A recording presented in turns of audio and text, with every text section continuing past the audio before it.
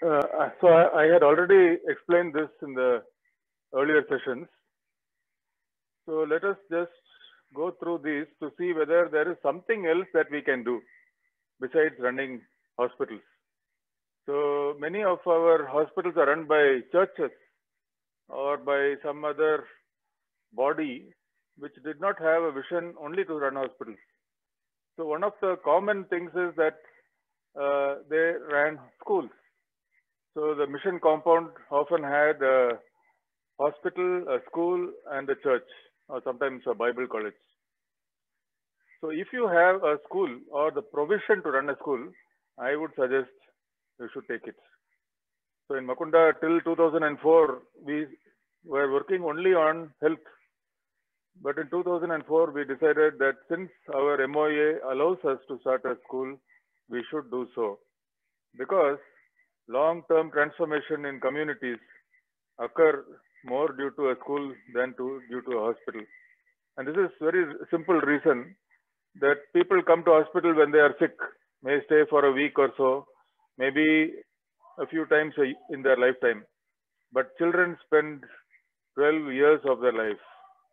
And there are so many more opportunities to engage. And we can teach them values beyond what is taught as subjects. And these values rub off on families and their communities. It's very difficult to go and try to change behavior in a community from our hospital.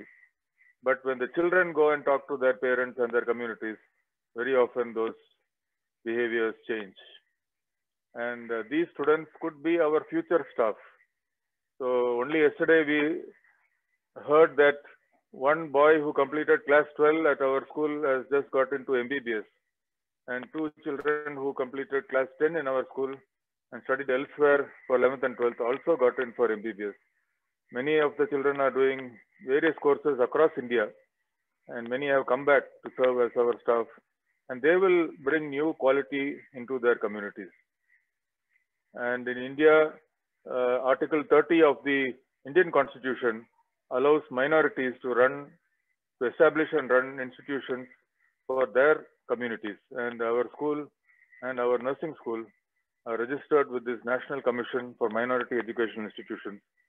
And I am sure that there are similar provisions in the constitutions of the other countries as well. So this is our College of Nursing. I told you that we started a School of Nursing in 2006. About 250 students passed out and are now serving in many needy parts of the country, especially in Northeast India. So a few years ago, the government decided that ANMs will not be allowed to treat patients inside hospitals. They are meant to serve in community projects and in obstetric departments. So we applied for a GNM school. And then at that time, they were told that GNM schools are being closed. There is no new GNM school will be allowed. And then we had to apply for a BSc college. So, but it needed a lot of money. And at that time, we had this opportunity to apply to the Fairest Foundation. And now these buildings are completed. And we are awaiting for the no objection certificate from the government of Assam. And that is our school. So I already told yesterday about community health. Many of our hospitals do an enormous amount of community health. But even if you do not have a community health project, a lot of great changes can happen out of community observations. And that is what we have done in Mukunda all these years. Every time you go to a village, ask yourself questions. Why are these people like this? What can be done to change them? And what can we do to bring about those changes? And you will be surprised that there are many things that can be done. And the hospital and its associated projects can be agents of great change.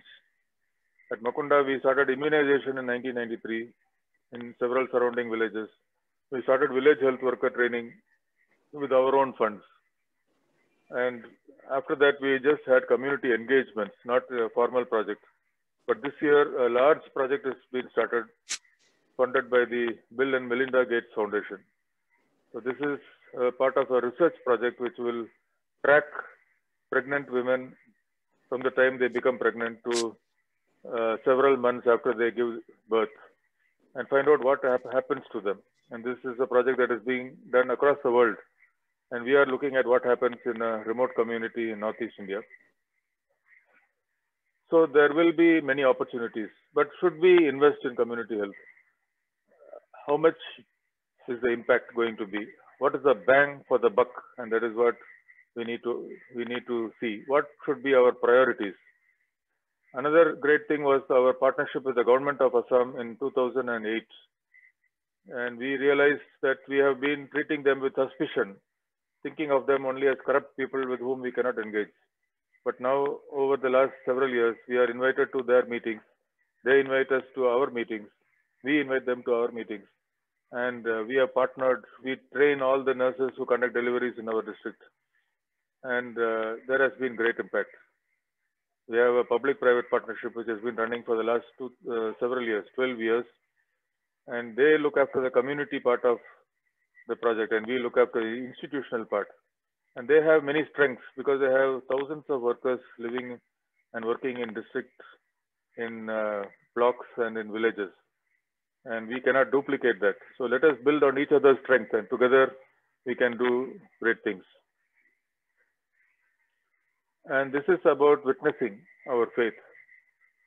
So we need to talk about a God who has given new meaning, purpose, peace, and contentment in our present life, and the promise of eternal life. So winning a person to Christianity is not by clever arguments. It is not by giving material. These can be instruments, but the great changes occur when these people experience a touch from God. And those touches need not be through the normal ways in which we function. There are several countries in the world where open evangelism is now banned, like in Maldives and Saudi Arabia and Bhutan and many other countries. But it is still possible to witness our faith with our mouth shut by the lives that we lead. It is simply because the Spirit of God lives in us, and it can speak through without words. It can communicate love, and it can communicate compassion, and it can communicate a God who heals, a God who provides. And all that is needed for us is to be present in that place. And why am I saying that? Because slowly across the world, including here in South Asia, greater and greater restrictions are being brought into our usual main methods of witnessing. One of the ways is that people now look into our documents. So what are the elements of our memorandum of association? Many of them do not mention evangelical work. They talk about charitable health work, about education, and so on. And when our institutional resources are used for evangelical work, the government can suspend our income tax exemption. They can remove our eligibility to get foreign donations. But it is still possible for us to function and speak about Jesus Christ through our individual lives, not through the institution. And that is what we are doing here at Makunda. We have a chapel which is not run by the hospital. It was even built by our staff relatives and friends. And all the activities there are not funded by the hospital. And through our individual lives, there is no ban to what we can speak to our the people who come to take our services. And we should also look at evangelism beyond just giving people a ticket to heaven.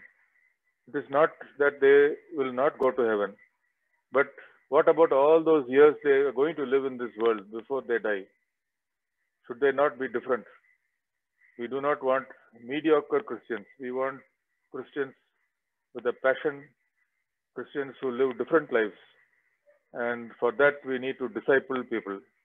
Here in the Northeast, there are many states which have 100% Christianity, 80% Christianity, 70% Christianity, but we need to disciple them into better quality Christians.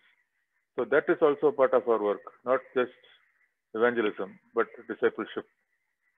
So let us constantly look at the world as it changes around us and adapt our ways and means. The Bible says that we should be innocent as doves, but wise as serpents.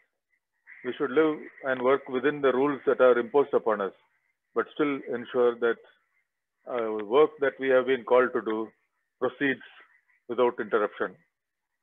So many of the things we were able to do in Tamil Nadu are not possible here in Northeast India, but yet the word of God is being planted, and even though we may not be able to see the fruits immediately, it is a seed that will germinate in its time.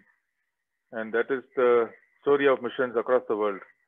Many times people labored for their lifetime and saw no fruit. The next generation again saw no fruit, but the third generation reaped the labor of the first two. So our job is not to look for the fruit, but to do our work. The fruit is in God's sovereign hands. We also have a farm. I don't know how many of the hospitals have large areas of land. Makunda has 350 acres of land, and these are all the different things that are going on in our farm. I would also like to mention that the farm, the nursing school, and the English medium school at Makunda do not make a financial profit. All these activities are subsidized by the main hospital, but they add value. And for that sake, we do not mind subsidizing these departments. So I don't know whether I mentioned, but we are involved in biodiversity work from 2015. We started this Makunda Nature Club. All this started after I had a heart attack in 2008 and suddenly realized that there was such a biodiverse world around me. This place is at the junction of India, the Indian plate, with the Myanmarese plate. And it's therefore an extremely interesting area where different species of wildlife exist. The last major survey, systematic survey for wildlife here was done in the 1890s by British naturalists. And since then, nothing has been done. So we started working on documenting biodiversity. And so far, 250 species of birds, 350 species of butterflies, 8 articles published in journals, and a very large amount of data has been generated. And part of this will help us to retain our campus. So when we went to the government and asked for the compensation for the land that had been taken, earlier we had 1,000 acres, so 650 acres had been taken. They wanted us to present why we needed 350 acres. So they said, you don't really need that much of land. But we were able, one of the convincing arguments is that we need a large habitat, micro habitats of different types of wildlife which need to be studied. And that has been accepted. But that credibility will only come if we are able to show that we are not simply saying something, but we are doing something. So that is the first article that was published. This bird is been observed in Bangladesh, but it has been photographed for the first time in India in our area. It is endemic to our campus and surrounding areas. I just put a few photographs.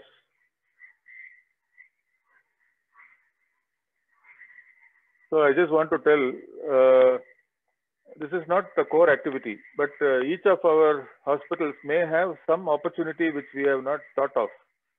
Maybe we are well placed to do some work on climate change or on farming practices. We are located in a great place for some other type of research. So let us look at the opportunities. Again, looking through our MOA to see what is allowed and what is not. So we are in the third phase of our strategic plan. We wanted to share learnings. We started a mission training program for Indian doctors, but that really did not take off. Nobody was interested, and they're all wanting to do post-graduation instead. So about 6 years ago, we heard about this program, MD in Global Health and Tropical Medicine from the Royal Dutch Tropical Institute in Amsterdam. So they were looking for low resource settings where large volumes of work can be given to residents from the Netherlands who have an interest in working in remote places, low resource settings across the world. So they wanted a place where they can learn to adapt. So Netherlands is one of the best medical systems in the world, but that cannot be applied directly to like the Democratic Republic of Congo. So they want to have an intermediate place where they learn experience and learn scenario analysis. How do we manage without electricity? How do we manage if the law is like that? And we applied and we started receiving these residents. So these are 4 residents. We get batches of 4 residents every 6 months, and they go on to work in some of the most needy parts of the world. And again, I told that we are not allowed to establish centers in other countries, but through these type of trainings, we are able to help work in other places. I have written a chapter in this book on global health about how people like this can go and serve and make changes in areas of great need. We should also do research and innovation. What we have learned should be disseminated, and it should be duplicated. It should be scaled up. And we have not been able to do it for a long time, but now with more doctors and other stuff, we have been able to do it. A lot of the research is not aimed at the developing world, but that is what is of greatest potential for impact.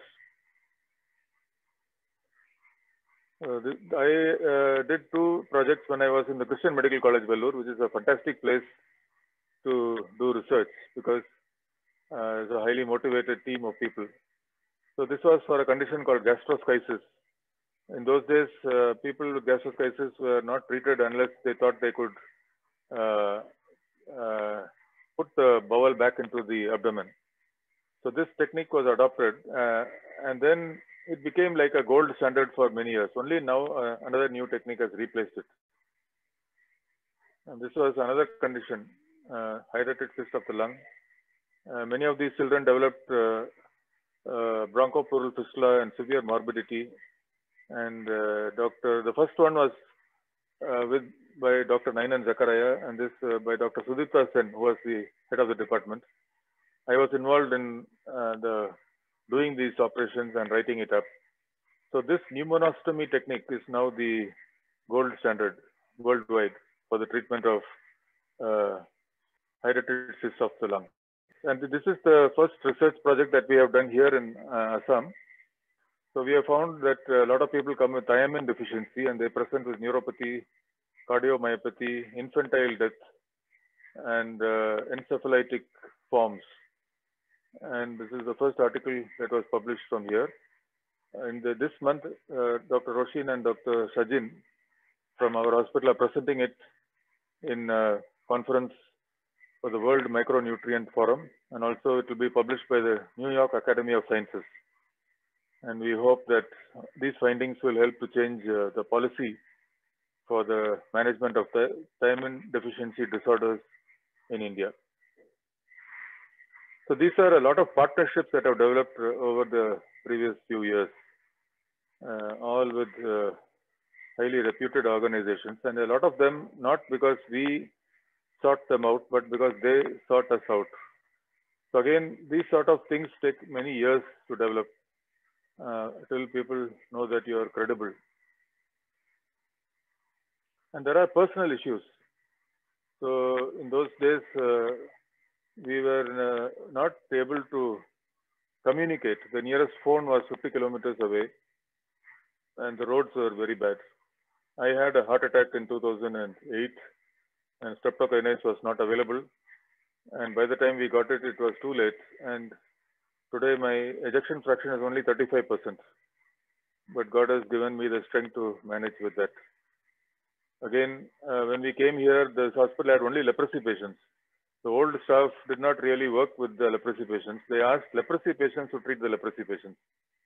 And that was because of a fear of developing leprosy. So I thought that that is not a problem because it is a bacterial disease like tuberculosis. But after a few years, I developed leprosy and then developed severe reactions to leprosy. And I had 2 years of severe problems with drug reactions and leprosy reactions, hypokalemia, hypocalcemia, tremor, steroid-related problems, and so on. So these are all inconveniences that we need to be prepared for. People go to Africa, they develop horrible diseases like Ebola. People go to some places where there is civil war. At least here we are sure that nobody is going to come and kill us. But in some places in Africa, you are not sure whether you will be alive the next day.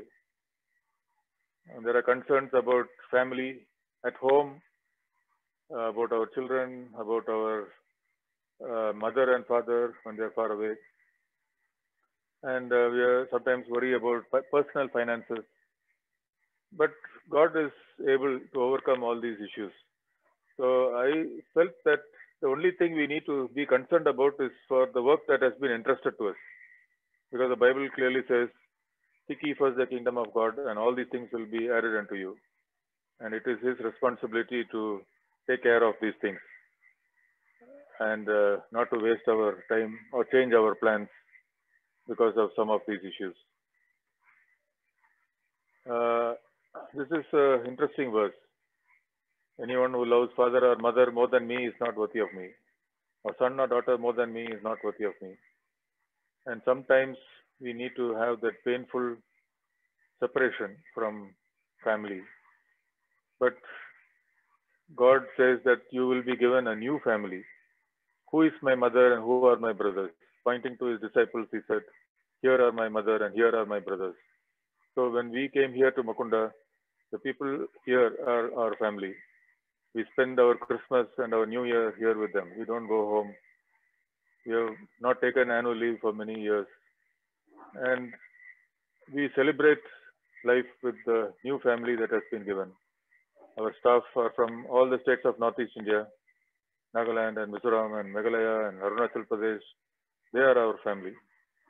And that is how it should be as we are called to serve in different places. So this is a story that is put in a newspaper. Very often we face mobs. So there was a mistake made at the nursery and 2 babies got inadvertently exchanged. And Anne is there standing. She was not really responsible for it, not even involved. But when this mob came, she was the one who went forward. I was inside the operating room. And this is what I want to talk about leadership. You become visible when there is a problem. And you take ownership. You talk to me, I am the one you need to talk to. When there is some credit to be given, you would say, our nurses did that wonderful job. Our physician did that wonderful job. And you step back. So this problem was solved quickly, but there was bad publicity. It was put in all the papers.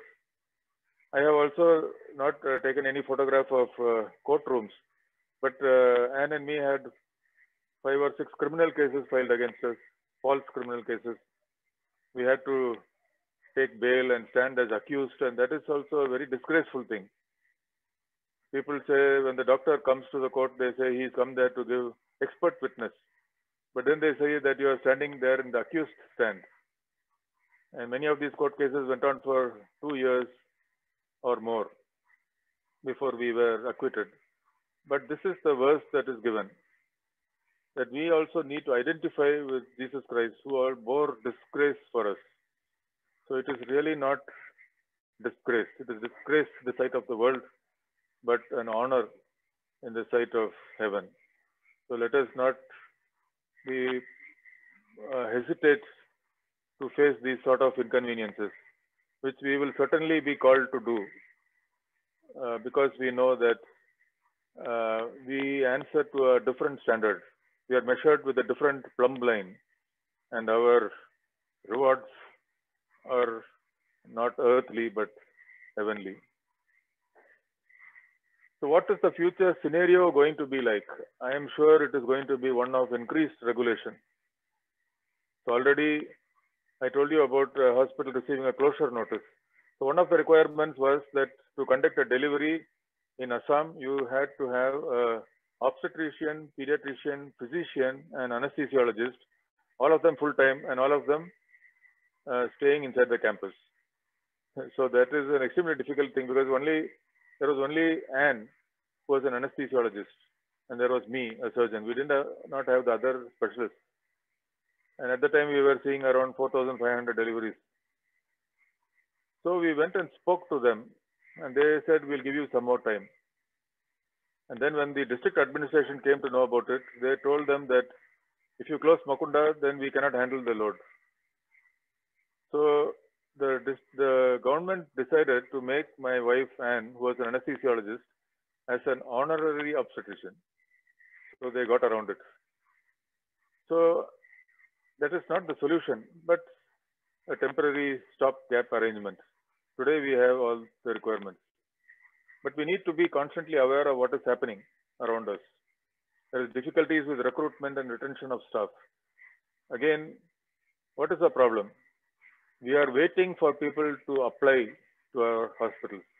We are not going out in search of them. That attitude has to change. We need to go out and speak and communicate our vision. Otherwise, nobody is going to come to us. We have difficulties with fundraising. Why? Because people do not know us. They are not. They don't see us as credible. Religious persecution is there in many countries. It does not matter what might be imposed upon us because these are outside our control. But we need to be prepared. We still have the same God who will guide us, provide us wisdom and strength and encouragement. We need to have national plans, Christian hospital plans. So in India, we have the EMFI, Evangelical Medical Fellowship of India, the Christian Medical Association of India. There is the Catholic Health Association of India, Christian Coalition for Health in India, and similar bodies in other countries as well. Can we not all join together and see how we can facilitate, support, and oversee medical missionary work in our countries? Just like I have given some stories of good practices and experiences, there must surely be other good practices and experiences from other hospitals. Can we collect them and circulate? Can we discuss and handhold and make customized plans for individual hospitals? We can visit each other's hospitals. In Mukunda, some years ago, we started this missions training program to train people to be confident and comfortable running a hospital, to teach them things that are not taught in colleges. But it did not work out well because there were few takers. But it is something that can be explored, especially if people come to a hospital which is doing well and they can see with their eyes that it is possible. And when they go, they can make a plan for their own hospital. I told you about this Mission Hospital virtual forum and that link I have put in the chat box. So this is run by the person who did the study at Mukunda. So I do not know how it will work out, but they are willing to help. And they have many experts on HR and finance and business plans and strategic plans who can give suggestions. So this is the solution I was talking to you about in the previous. So the problem is that there are many hospitals in low resource settings which are not visible simply because they have not been in existence for very long. So how do we direct the attention of donors and volunteers or staff to such hospitals? So we developed a rating system which measures not impact, but it measures the potential for transformational impact by taking into account the location of hospitals. So for instance, if you are in a place where the MMR is very high, if you are in a place where the population is very high, if you are in a place where there are no other hospitals like yours, then just by virtue of being there, you have the potential for good impact. But obviously, the hospital should have good practices and protocols in place, and that is also measured. So we have a score which is developed out of weighted numbers given to each of these different factors, a large number of factors. So this is not a complete project. It is still a work in progress, but it is a demonstration of a concept. And I think it will work. So it has been presented to various people. Recently, we presented it to the government of India. And a few days ago, we received a communication from Niti Aayog, which is the like a think tank in India.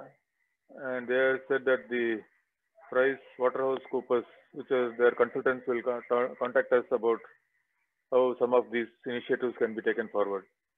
We also submitted it to the Securities and Exchange Board of India, which is developing the Social Stock Exchange Initiative. So this is not a solution, but a possible way to make hospitals which are not visible. And also because they are being scored on how good their practices and protocols are. There are certain things they cannot change, like they cannot change their location, but they can certainly change their practices and protocols. So the things that are needed to get a better score are often the things that are needed to improve the hospitals. So many of our hospitals are sick because there is an inertia to change. People don't want to change their bad practices. They are quite happy as they are. But now there is a motive. If you do make these changes, then your score improves. It is like the credit rating that is given for non-banking finance companies and for banks, so that people look at those ratings and then they decide whether to put their money in. So this rating is not something on the basis of which people are going to give money, but it is something on which they may shortlist hospitals in which they want to invest in the future.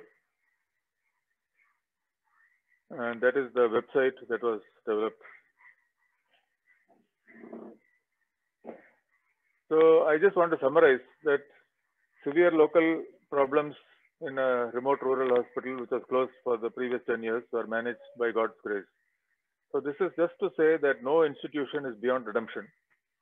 So some of you are in sick hospitals and you're wondering whether any change would happen, whether it is at all possible that this hospital will thrive. But you can be sure that a God who can make Makunda do so well can do the same for you.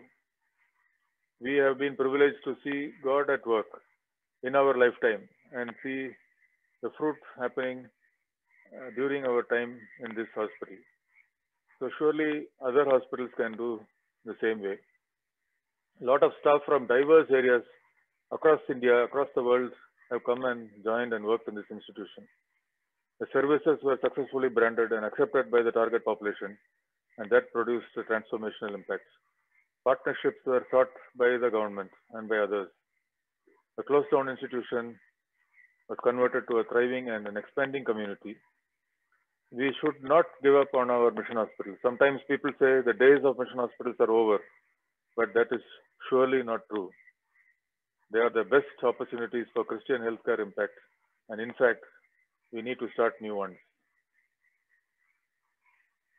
I just want to give a few more thoughts. Sometimes we make unnecessary fights. Some of these battles are not worth fighting. So when there is a problem, let us examine, is this something that we need to, is this really a priority? It is written several times in the Bible that Jesus did not talk back. He did not say anything. He simply walked through the crowd and went on his way. And sometimes that is what we need to do. When mobs face us, when people write bad things about us in the press, when they file cases against us, sometimes they are not worth fighting. And there is no need to keep on arguing with people who are not going to listen to you. We can explain our stand, but if somebody is not interested, we can find other places, other people to speak to. We must be indignant at wrong practices. Is there moral decay? Is there financial malpractice or frauds happening? Are people damaging our witness? We cannot keep quiet. At Makunda, we have filed FIRs against our own staff. We have taken serious, strong disciplinary action, terminated the work of some people, but also given forgiveness and a second chance for others. People should look at our integrity and say that these people will not tolerate bad practice, because it brings shame upon an institution which bears the name of Jesus Christ. We need to judge people carefully. Jesus was not hesitant to tell what was in his mind. You brood of vipers, you whitewashed tombstones. We don't have to tell all these things, but in our mind we need to say, is this person going to be an asset? Is he going to be a liability? How much should I engage with this person, with this institution, with this office, and make wise choices so that we don't get into the wrong relationships and partnerships. And the Bible says that the Holy Spirit has been given to us. The world cannot accept him because it cannot understand him. But you and me, we know him, and he lives inside us. And he will tell us what to do, where to go, and how to proceed with our plans. But it is important that we hold fast.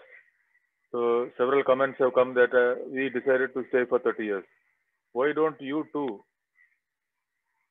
Why are you thinking of 2 years? Why are you thinking of 5 years? We grossly overestimate what God does with us in the short term and get disillusioned when nothing happens in 3 months, in 6 months, in 2 years, in 3 years. But we also grossly underestimate what God does in the long term. And we are not willing to see the great powerful transformations that can happen if we are simply willing to stay on for 30 years or 25 years or 40 years. And that has been the experience of missions across this world. Can't we also do the same?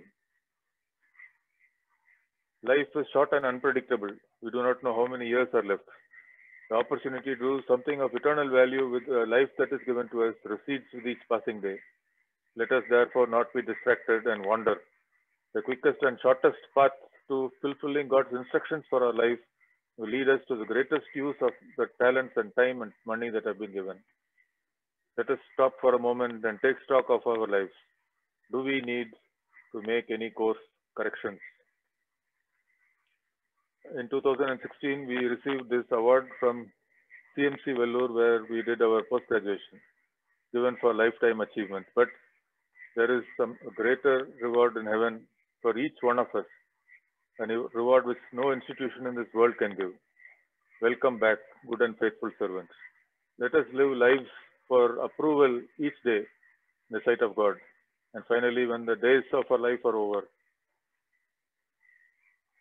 for this award, let us live for that, because the joy of the Lord is our strength. Our strength comes from the knowledge that God is joyful of the decisions, the thoughts and actions in our and the plans in our mind.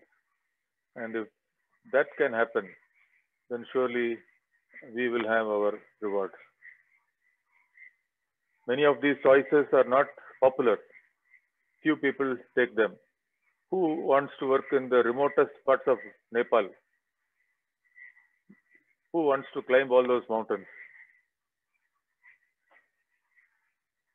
But if there are people who need help, can't we go there?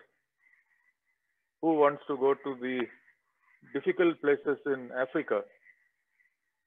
If there are people dying in large numbers and we have the talent and the time and the training, can we not go there? In our own country, there are great needs. In North India, in Jharkhand and in so many other places, people have very poor healthcare facilities. Can we not go there? Our friends and family are going to the Middle East. They are going to the USA, and they treat us with scorn and ridicule. But let us be willing to face that ridicule and take the road less traveled, because that is where the treasure lies. So I am happy to interact with anyone interested in medical missions or in any other way where I can help. These are my contact details.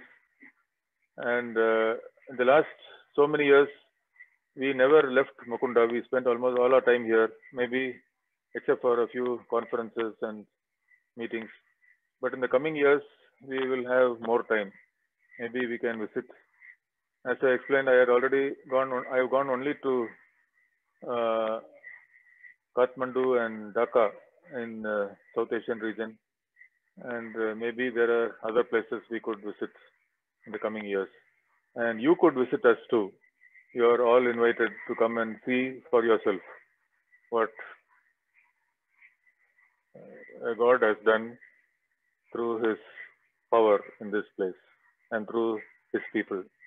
If you go to my blog, Sparrow's Nest, and click on the first one, A Journey of Faith, you will find her singing this song. So this song was a great encouragement when we had difficulties and severe problems. And she used to sing this in the nights, in the mornings, and remind ourselves that there is somebody whose eye is on the sparrow. Thank you very much.